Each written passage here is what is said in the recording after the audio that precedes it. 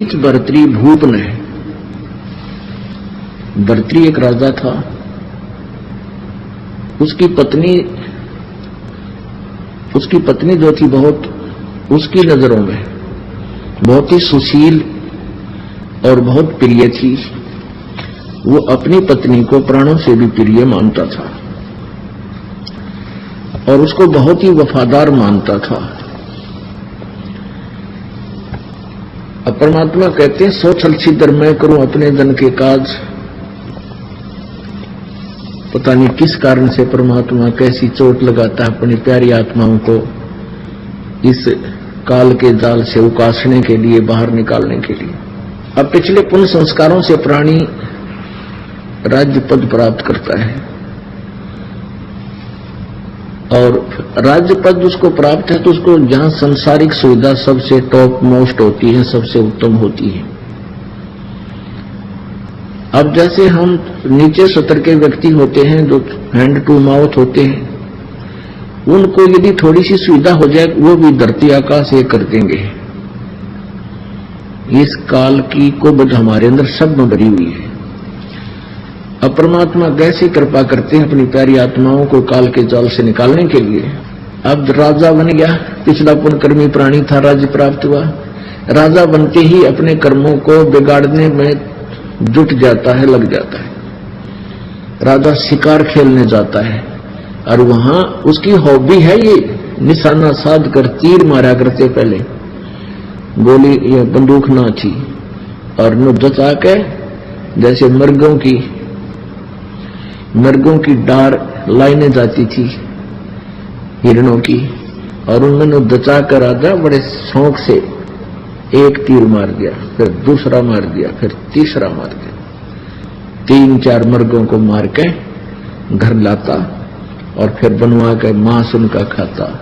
गधा अब बिना ज्ञान के को बद इतनी कर देता प्राणी, क्योंकि उसने कोई टोकरियां नहीं, सब सलूट मारे ये सुमैन सारे, कोई नौकरी यानी आप पाप कर रहे हो कह तो वो मानना नहीं, उसने बल्कि सजा दे दे। अब जो ही दिनों शिकार खेलने गया भर्तृ जी, उसने एक मृग मार दिया और वहां उसकी पत्नी मृगणी खड़ी खड़ी रो रही है। उसने और वो कह रही हो कि मुझे भी मार दे पापी, आंखों से मोटी मोटी आंसू बह रही है। उधर से गोरखनाथ जी साधु आ जाते हैं और वो शिक्षा देते हैं कि बच्चा के मिल गया तने ये इनका जोड़ा नाश कर दिया। अब तुझे कोई मार दे, तेरी पत्नी रो रही हो, तुझे कैसा लगे बच्चा। अब राजा में अभिमान गणा उसे, वो शिक्षा सहन नहीं कर सका, कहने लगा घनी बात मत बनाओ बाबा जी, यदि तू ऐसा सिद्ध पुरुष है तो इसने जीवित कर दे, इस मृग ने मन मार रखा है, मैं तेरा चेला बन जाऊंगा। गोरखनाथ जी बोले अरे चेला ना बनेगा तू। हकना जी पक्की बात होली, वचन का पक्का हूं मैं। गोरखनाथ जी ने अपनी सिद्धि से वो मृग जीवित कर दिया। अब भर्तृ के पाया तले की जमीन खिसक गई। अगवाई तो कमाल का महापुरुष है, घबरा गया, कदे और कुछ ना कर दे तेरे गिल्या। कहने लगा महाराज जी आपका चेला में बन गया, मैंने दे दो उपदेश। महाराज उपदेश है घर रहने का कोई ना, घर त्याग कर मेरे साथ रहना पड़ेगा। नो बोला जी ये थोड़े छोटे छोटे बच्चे हैं और कुछ दिन राज और कर लूं, फिर मैं आपका चेला पक्का बन जाऊंगा। गोरखनाथ बोले बस रहे, बस भाई तो कहता मैं जुबान का पक्का। ना जी जुबान का पक्का हूं मैं। अच्छा भाई ठीक, सजा फिर बन जाइए। तो गोरखनाथ ने कहा कि बच्चा ना तो तेरा परिवार अपना है, ना तेरी पत्नी अपनी है, ना ये राज तेरा है, ना ये मंत्री तेरे हैं, ना सेना तेरी है। जब तेरे खोटे दिन आवेंगे तेरे मंत्री तेरे शत्रु बन जाएंगे और तेरे ही सैनिक तेरे विरोधी हो जाएंगे और तुझे दो पैरों को जगह नहीं मिलेगी कि छुप कर समय व्यतीत करेगा। कोई राजा दूसरा अटैक कर देगा, तू भाग जाएगा, तेरे पल्ले कुछ नहीं रहे कि तो घास तोड़ के खाओगा। और भाई ये परिवार तेरा नहीं है, ये तेरा भूल लायक है। मैं बोला ना जी ऐसे कैसे कह रहे हो, मेरी पत्नी तो मुझे बहुत चाहती है और वो तो मेरे लिए गेल मर जाएगी मेरे। परमात्मा गोरखनाथ बोले भाई ठीक से बेटा, हमने जो कहना था कह दिया तेरे थे।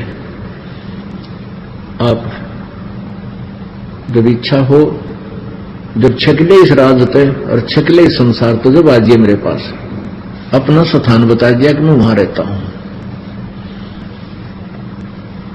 अब परमात्मा कैसे जड़ निकालते हैं। अब वो अपनी पत्नी को वफादार मान्या करता भर्तृहरि जी। अब एक दिन क्या हुआ, गोरखनाथ जी अन्य रूप धारण करके साधु का, वो पहचान नहीं सका उसको, राजा के पास गया कि राजा ये मेरे पास एक अमर फल है, इस अमर फल के ये गुण है कि जो इसको खा लेगा वो सदा युवा बना रहेगा, बहुत लंबी उम्र हो जाएगी उसकी, वो मरेगा नहीं शीघ्र से। और आप बहुत अच्छे नेक राजा हो, न्यायकारी हो, प्रजा के हितैषी हो, इसलिए मैं चाहता हूं कि आप इसको खा लो। अब राजा को वो फल देकर संत चला गया। अब राजा ने सोचा मैं क्या करूंगा, इस फल ने खाकर मैं अपनी पत्नी को खिलाऊंगा, वो बहुत ही अच्छी है और वो अच्छी लंबी उम्र की हो जाएगी। यानी वो अब उसको बहुत ही ज्यादा चाहता था, उसने वो फल अपनी पत्नी को दे दिया, उसके गुणों से परिचित करा दिया। वो कहने लगी रख दे, मैं फिर नहा धोकर खाऊंगी इसको। ठीक है। फिर कुछ दिन के बाद उसने पूछा कि तैने वो फल खा लिया कि खा लिया? बहुत अच्छा किया। अब उसका क्या था, उसकी पत्नी का संबंध अवैध संबंध था उसी के एक नौकर के साथ। उस पत्नी ने सोचा कि मैं क्या करूंगी, खाकर इसको अपने मित्र को दे देती हूं, ये युवा बना रहेगा। उसने वो फल उसको दे दिया। उसका नौकर जाता था वैश्या के पास, उसने सोचा ये फल मैं उस वैश्या को दे दूं, वो उसको ज्यादा चाहता था, उसने वो फल उस गणका को दे दिया, उस फल के गुणों से परिचित भी करा दिया वैश्या को। तो गणका ने सोचा कि मैं इस फल में खा लूंगी, सारी उम्र कुकर में करूंगी, राजा बड़ा अच्छा है, नेक है, न्यायकारी है, क्यों ना ये फल उस राजा को दे दूं। ये विचार करके, और उसने ये भी सोचा कि राजा इसके प्रतिफल में मुझे बहुत सा धन दे देगा। वो इस उद्देश्य को लेकर के उसी फल को लेकर भर्तृहरि जी के पास पहुंच गई कि राजन, ये एक ऐसा फल है, इसको जो खा लेगा वो दीर्घायु हो जाता है और सदा युवा बना रहता है। तो उसने पूछा कि आपको ये फल कहां से मिला? राजा ने पूछा कि सच्ची बताना, नहीं तो तेरे टुकड़े टुकड़े कर दूंगा। अब उसका तो गुस्सा हो गया, उसके मन में आया कि वो फल तो नहीं है ये, पर उसका जच्चना थी कि वो तेरे वाला फल होगा। वो कहने लगे जी मुझे तो आपके नौकर ने, जो ये घोड़ों का इंसार था, दरोगा बोलते थे उसको, कि उस दरोगा जी ने दिया है। वो दरोगा जी बुला लिया, कहने लगा भाई वो फल तू कहां से लाया? और राजा ने सतर्क कर दिया, ये सच्ची बता दिया, नहीं तो तेरे टुकड़े टुकड़े कर दूंगा, और सच्ची बता देगा तुझे माफ कर दूंगा। अब वो कहां पे गया, उसने कहा कि आपकी पत्नी ने मुझे दिया था।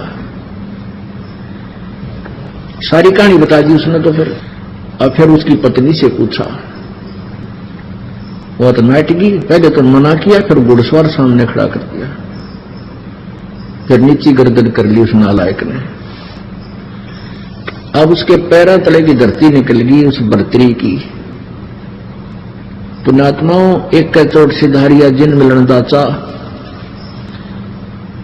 उसके वो संत के सारे वचन आज सच्चे सिद्ध होते नजर आए। तेरा गजब बोलियो, जिसको मैं एक सबसे प्रिय और वफादार मानता था, आज ये कितनी दुष्ट निकली।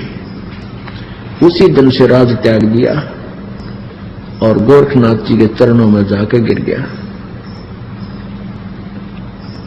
और रोवा ढूंढी त्रिया। बुरी तरह टक्कर मार मार चरणों में रोए कि गुरुजी आप सच्ची कहा करते, मेरा दच्ची कोई ना थी। यह बात है।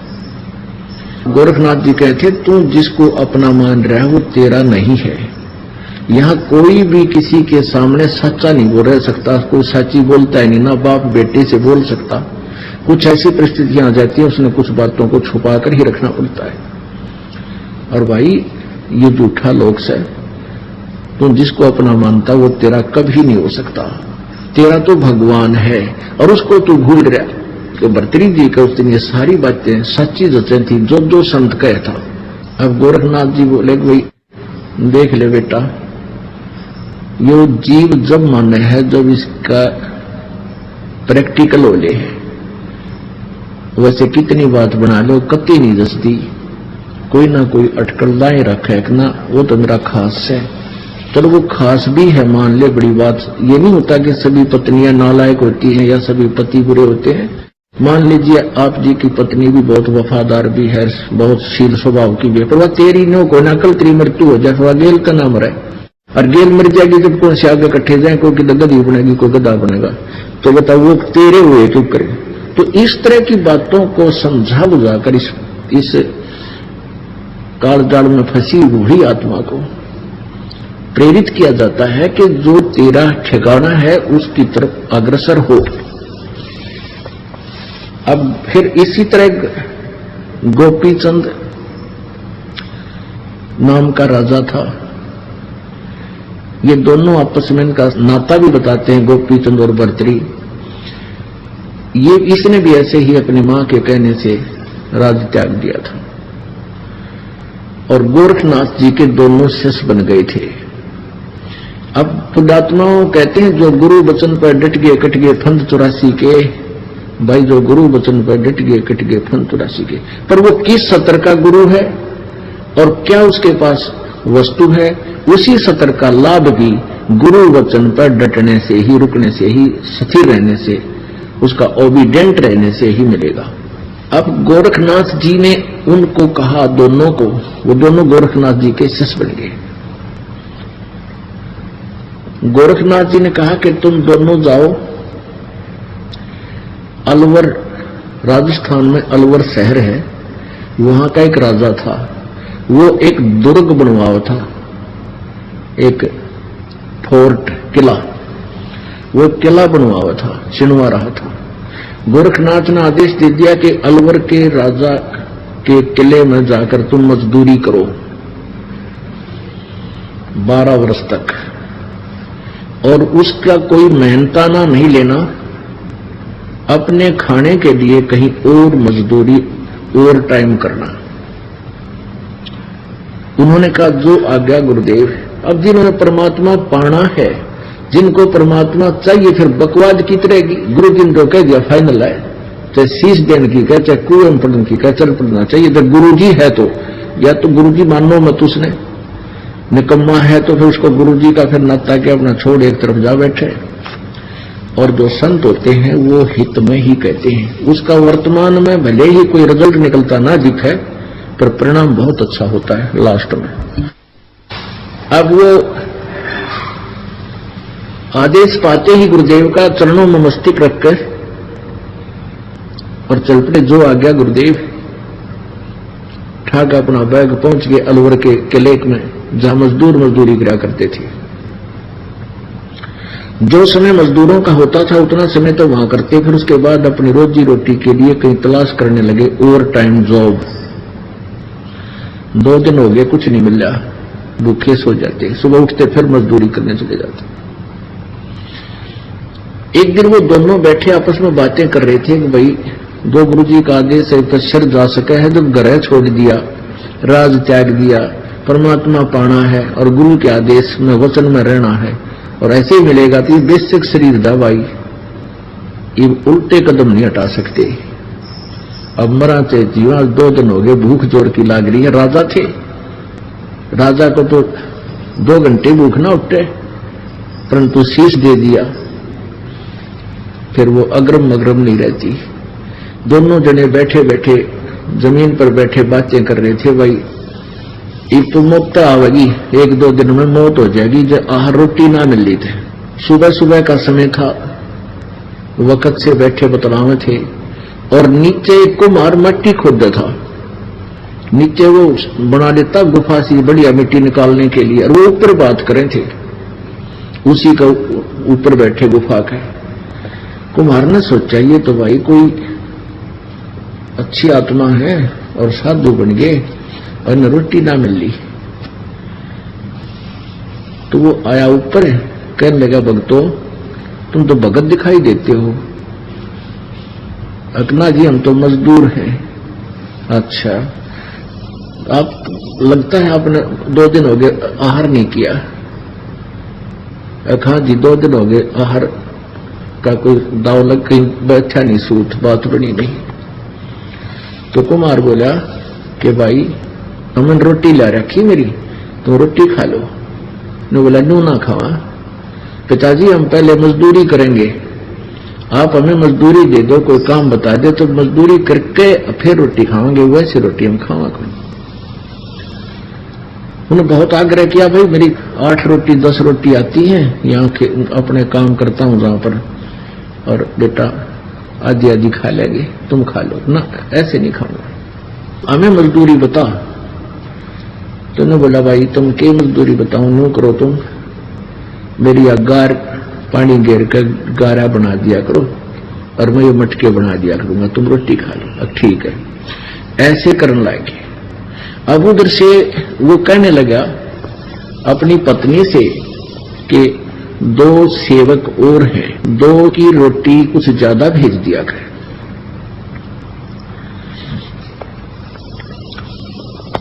तो उसने देखा जाकर, उसकी पत्नी ने, कुम्हार की पत्नी ने, कि ये तो एक बार गारा बना देते हैं, गारा मिट्टी खोद लाते हैं, फिर सारा दिन तो ये अपना कितौरा काम करे हैं। तो वह क्या करने लगी, रोटी जितनी उसकी भेजा करती थी, पहले 10 रोटी भेजती थी, तो उसने 8 कर दी और कम कर दी नालायक ने। तो उन 8 में थे वह 2 ताई दे दे, 3 ऐसे अपना पट्टा कर ले और वो रोटी खा कर चले जा। तो ऐसे उन्होंने, फिर उसने क्या किया कि 8 की जगह 6 कर दी। वो 6 रोटी आने लगी, 2 खा ले। वो तो कुमार से घर जाकर भी खा ले, पर वो उनती खा बेटा तुम 3 खा लो ना, हम 2 खाएंगे, 6 आई है 2 बांट के खाएंगे। तो वो ऐसे वहां मजदूरी करते 12 वर्ष बीत गए, अलवर का किला पूरा हो गया। अब वो जो उन्होंने वो मटके जो थे कुम्हार ने आवे में दे रखे थे पकने के लिए, उसमें आग दिवा दी उन्होंने, सारी मजदूरी करवाई, फिर रखवाए, यानी उसमें आवे में 4 रखवा दिए, आग लगा दी। जब आवा पकने को हुआ उस दिन खड़ा होकर के गोपी चंद और भर्तरी जी दोनों एक सुर में कहने लगे कि पिता का हेत माता का कुहेत, आधा सोना आधा रेत, यूं कहकर वो चले गए। अब जिसने उन्होंने वो शांत हो गया, ठंडा हो गया आवा। आवा माने एक ऐसा कीलन सा होता है जिसमें ये मटके पकाए जाते हैं। उन्होंने क्या देखा कि जब उस आवे को खोला, मटके निकालने लगे। आधे मटके तो सोने के, आधा हिस्सा मटके का सोने का, आधा कति कच्चा रेत, कित जो गनीनो गनो अलग पाया। अब वो आधा सोना आधा रेत जब कुम्हार और कुम्हारी ने वो देखा, वह कुम्हारी टक्कर मार मार रोने लगी। न बोलिए तो कोई महान आत्मा थे और मैंने इनके साथ बहुत जलालत की, मेरा केरा होगा। ये तो इतना धन देंगे, इतना सोना इसने कहाँ रखेंगे, छुपाते फिर राख डालना इसके। कहने का भाव ये है पुण्यात्माओं। अब गोपी चंद और भर्तरी जी को जैसा भी गोरखनाथ जी ने ज्ञान भक्ति मार्ग दिया था, उन्होंने सिर जड़की बाजी लाके किया। और ये एक नियम है, आप जिस भी संत का उपदेशी बन जाते हो, जैसा उसने मार्गदर्शन किया है उसको तन मन धन से करोगे, उस सत्र का लाभ भी उसी समय मिलेगा। उसकी प्रत्येक क्रिया प्रत्येक आज्ञा का पालन करोगे। अब उस क्रिया से गोपी चंद और भर्तरी को जो साधनाएं उसने बताई गोरखनाथ जी ने उन्होंने की, उससे कितना लाभ होगा कि वो अब प्रथम मुक्ति प्राप्त है और वो ऊपर स्वर्ग के अंदर विद्यमान है। जब उनका स्वर्ग का समय वहां पूरा हो जाएगा, फिर वो पृथ्वी पर आकर एक बार फिर राजा भी बनेंगे दोनों। उसके बाद 184 योनियों में वो चले जाएंगे। अपुण्यात्माओं, सतगुरु के अभाव से श्रद्धालु श्रद्धा भी बहुत रखते हैं, समर्पण भी करते हैं। रावण ने शीश भी काट कर चढ़ा दिए अपने गुरुदेव के आज्ञा से, शिव जी को प्रसन्न करने के लिए, जैसा उसको ज्ञान मिला था। और फिर